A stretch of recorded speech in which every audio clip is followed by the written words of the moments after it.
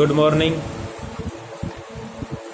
आज फिर से मैं आप लोगों के लिए सांख्य दर्शन पर एक और वीडियो जो हमारे अगले टॉपिक पर है वो लेकर उपस्थित हूँ। आज हम बात करेंगे सांख्य दर्शन के अनुसार पुरुष तत्व पर। पिछली क्लास में हमने जाना कि सांख्य दर्शन दो मूल तत्व मानता है, एक प्रकृति और एक पुरुष। प्रकृति, उसका स्वरूप, उसके अस्तित्व के पक्ष में तर्क, उसका सजातीय और विजातीय रूप आदि पर हमने पिछली क्लास में बात की। आज हम पुरुष के स्वरूप पर बात करेंगे। बार बार याद दिला रहा हूं कि सांख्य दर्शन द्वैतवादी है और द्वैतवादी उस दर्शन को कहते हैं जो दो मूल तत्वों की सत्ता स्वीकार करता है। सांख्य में एक प्रकृति और एक पुरुष, इस प्रकार से दो मूल तत्व हैं। हालांकि द्वैतवाद दर्शन की एक बहुत बड़ी समस्या है। इस पर हम अलग से एक प्रश्न पर चर्चा करेंगे कि द्वैतवाद किस प्रकार से दर्शन की समस्या है। फिलहाल सांख्य दर्शन के अनुसार पुरुष का स्वरूप क्या है, हम यह जानने और समझने का प्रयास करेंगे। तो प्रथम बात तो ये याद रखनी चाहिए कि सांख्य दर्शन में पुरुष एक मूल तत्व है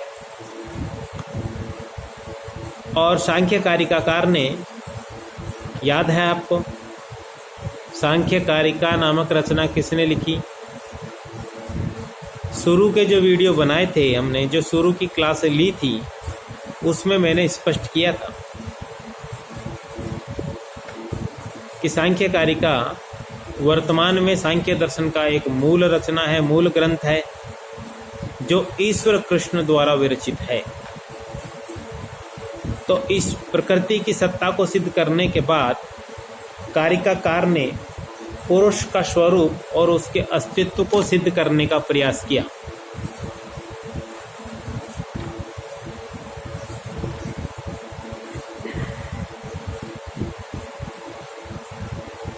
यहाँ पर जिस पुरुष के स्वरूप की हम अधिकांशतः चर्चा करेंगे, ये वह पुरुष है जो बंधन युक्त है, जो प्रकृति के संपर्क में है, जो कैवल्य प्राप्ति के लिए प्रयासरत है। उसी पुरुष की सत्ता और उसी पुरुष के स्वरूप का वर्णन कारिकाकार ने किया। यद्यपि इस संपूर्ण चर्चा में यह भी स्पष्ट होगा कि जो मूल पुरुष है, बंधन में पड़ने से पूर्व उसका मूल स्वरूप क्या था। साथियों, ध्यान दीजिए कि फिलॉसफी क्यों लिखी गई, क्यों बनाई गई। तो फिलॉसफी में जितने भी दार्शनिक हैं वो सभी दार्शनिक जीवन और जगत में आने वाली समस्याओं के तार्किक समाधान के लिए प्रयासरत हैं। खास तौर से मनुष्य के जीवन में जो अनेकानेक प्रकार के दुख आते हैं, सांख्य जिनको त्रिविध दुख कहता है, उनसे निवृत्ति के उपाय के निमित्त दर्शन दिए जाते हैं। सांख्य का दर्शन भी इसी निमित्त प्रतिपादित किया गया। तो एक बात इसमें स्वतः अंतर्निहित है और वो ये कि दुख की स्थिति में पड़ने से पूर्व, अर्थात बंधनग्रस्त होने से पूर्व, यह पुरुष अर्थात आत्मा, जीव, यह मुक्त थी, शुद्ध थी। और सांख्य तो यद्यपि ये नहीं कहता, परंतु और अन्य दार्शनिकों में यह बात स्वीकार की गई है कि ये अनंत आनंद युक्त थी। लेकिन ये मूल अवस्था है। आज की स्थिति में देखा जाए तो जितनी भी आत्माएं हैं, पुरुष हैं, वो सब बंधन में हैं और दुखों से ग्रसित हैं। तो ये दो स्थितियां बनी हुई हैं। फिलहाल हमारी यहाँ चर्चा का विषय है कि पुरुष की सत्ता है या नहीं है और उसका स्वरूप क्या है। सांख्य ने जिस पुरुष का प्रतिपादन किया उसका स्वरूप क्या है, उस पर हम फिलहाल यहाँ पर बात करेंगे। सांख्य में पुरुष को ज्ञेय कहा गया। ज्ञ मानी ज्ञाता, यानी व्यक्त और अव्यक्त जो प्रकृति के दो रूप हैं, पुरुष उनका ज्ञाता है। ये दोनों ही रूप प्रकृति के, यानी व्यक्त और अव्यक्त दोनों ही रूप पुरुष के ज्ञान के विषय हैं। इस नाते पुरुष को ज्ञेय या विषय कहा जाता है और प्रकृति को ज्ञेय कहा जाता है। तो ये पुरुष के स्वरूप के संदर्भ में प्रथम बात हुई। दूसरा है पुरुष निस्त्रैगुण्य है। अब यहाँ पर पुरुष को निस्त्रैगुण्य कहा जा रहा है, तो ये पुरुष के अपने स्वभाव की कोई बात नहीं है, बल्कि प्रकृति से तुलना करते हुए यहाँ पर यह बात कही गई है। क्योंकि प्रकृति के अध्ययन में हमने देखा था कि प्रकृति को त्रिगुणात्मिका कहा गया। तो यदि प्रकृति त्रिगुणात्मिका है तो पुरुष को निस्त्रैगुण्य, यानी पुरुष तीनों गुणों से परे है, तीनों गुणों से रहित है। पुरुष चेतन है, ये पुरुष का अपना स्वभाव है। प्रकृति को जड़ कहा था और पुरुष को चेतन। मैं यहाँ फिर से एक बात याद दिला दूं कि प्रकृति को जड़ कहते हुए भी हमने सक्रिय कहा था, लेकिन पुरुष को हम चेतन कहते हुए भी निष्क्रिय कह रहे हैं। इसका कारण भी बता दूं कि पुरुष में निष्क्रियता और प्रकृति में सक्रियता का कारण है रजगुण।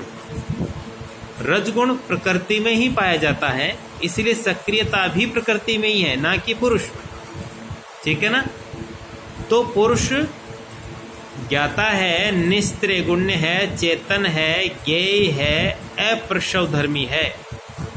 ये प्रकृति से तुलना कर सकते हैं। प्रकृति को प्रसवधर्मी कहा था, अर्थात कि जो सृष्टि उत्पन्न होती है तो सांख्य के अनुसार वह प्रकृति से उत्पन्न होती है, इसलिए सांख्य में प्रकृति को प्रसवधर्मी कहा गया था और पुरुष को हम यहाँ अप्रसवधर्मी कह रहे हैं। अर्थात जो कुछ भी उत्पन्न होगा वो सिर्फ और सिर्फ प्रकृति से होगा, पुरुष से कुछ भी उत्पन्न नहीं होता। और पुरुष विशेष है, अर्थात ये स्वयं ज्ञाता है, ज्ञान का विषय नहीं है। क्योंकि प्रकृति को हमने सामान्य कहा था, तो सामान्य का वहाँ अर्थ ये था कि प्रकृति सभी पुरुषों के ज्ञान का विषय है, परंतु पुरुष स्वयं किसी के ज्ञान का विषय नहीं है, इसलिए इसको विशेष कहा गया।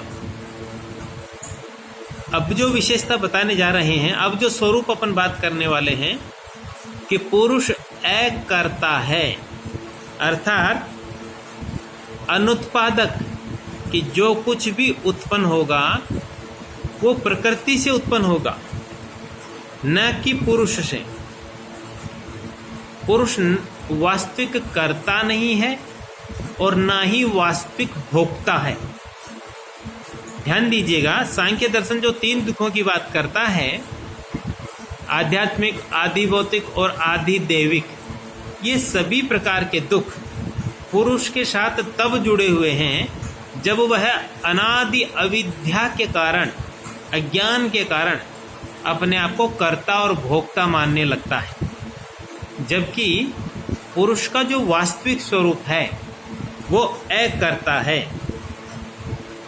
पुरुष अहेतुमान है, यानी जिस प्रकार से प्रकृति का कोई कारण नहीं, प्रकृति के अस्तित्व के लिए कोई और तत्व जिम्मेदार नहीं, उसी भांति पुरुष के अस्तित्व के लिए भी कोई और तत्व जिम्मेदार नहीं।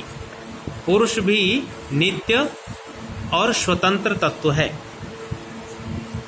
नित्य का अर्थ है उत्पत्ति विनाश रहित। तो दो मूल तत्व हैं सांख्य में, प्रकृति और पुरुष दोनों में कुछ चीज़ों में समानता है और कुछ चीज़ों में भेद असमानता है। मसलन समानता किन चीज़ों को लेकर है? जैसे दोनों ही नित्य हैं, दोनों ही स्वतंत्र हैं, दोनों ही अहेतुक हैं, दोनों ही अलिंगम हैं, दोनों ही मूल तत्व हैं। और असमानता, प्रकृति त्रिगुणात्मिका है, पुरुष निस्त्रिगुण्य। प्रकृति जड़ है, पुरुष चेतन है। प्रकृति सक्रिय है, पुरुष निष्क्रिय है। प्रकृति ज्ञेय है, पुरुष ज्ञाता है। मैं सोचता हूँ ये आप लोग जब सुने इस वीडियो को तो थोड़ा सा ध्यान से इन चीज़ों को समझें। सांख्य दर्शन जिस दिन से हमने शुरू किया, बार बार हम सांख्य के दो मूल तत्व प्रकृति और पुरुष के स्वरूप पर संक्षेप में बात करते आ रहे हैं। अब चूंकि यही टॉपिक चल रहा है, इसलिए पिछली बातों को लेते हुए हम तुलनात्मक भी बात यहाँ पर बीच बीच में कर रहे हैं।